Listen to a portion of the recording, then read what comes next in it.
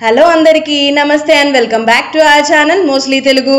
ఈ వారం ప్రభావతి 2.0 టాస్క్ ఏ రేంజ్ లో జరుగుతుందో నేను మీకు చెప్పాల్సిన అవసరమే లేదు। ఒక పక్కన పృథ్వీ ఆదిత్య, పృథ్వీ మణికంఠ, నిఖిల్ మణికంఠ అయితే ఎక్కడ కూడా వదలకుండా తన 100% ఇస్తూ వస్తున్నాడు। అమ్మాయిలలో యష్మి, సీత అండ్ ప్రేరణ అయితే సూపర్ అబ్బా। ఈ వారం నాకు సార్ ఖచ్చితంగా అప్రిషియేట్ చేయాల్సిందే వీళ్ళని। అవును, ఒక రెడ్ ఎగ్ సస్పెన్స్ రివీల్ చేస్తా అన్నా కదా, ఈ ఎగ్ నిఖిల్ కి దొరికిన విషయం మీకు తెలిసే ఉంటది। లాస్ట్ లో బిగ్ బాస్ హౌస్ మేట్స్ ని అడగడం జరిగింది, రెడ్ ఎగ్ ఎవరి దగ్గర ఉందని। నిఖిల్ నా దగ్గర ఉంది అనడంతో మీరు ఒకరిని చీఫ్ కంటెండర్ గా సెలెక్ట్ చేసుకోవచ్చు అనడంతో సోనియానైతే సెలెక్ట్ చేశాడు। అయితే బాగా ఆడిన సీతని పక్కన పెట్టేసి దీని వెనక సోనియాకి నిఖిల్ కి ఫుడ్ విషయంలో గొడవ జరిగినప్పటికీ నిఖిల్ సోనియాని సెలెక్ట్ చేసుకుంటాడు। అదే మ్యాజిక్ అక్కడ। సోనియా నిఖిల్ ని అందరి ముందు ఇన్సల్ట్ చేయడం నచ్చలేదు, చెప్పిందంతా చెప్పేసి లాస్ట్ లో బెడ్రూమ్ కి వచ్చి అందరి ముందు ఇన్సల్ట్ చేసినందుకు సారీ అని చెప్పి సైలెంట్ గా వెళ్లిపోయింది। అది కూడా ఏదో నోట్లో చెప్పినట్లు సైలెంట్ గా చెప్పి వెళ్లిపోయింది। నిఖిల్ కి కూడా అస్సలు అర్థం అవ్వలేదు సోనియా ఏం చెప్పిందో అని। సోనియాని సెలెక్ట్ చేయడంతో ఇప్పుడు Nikhil and Sonia chief contenders గా ఉంటారు।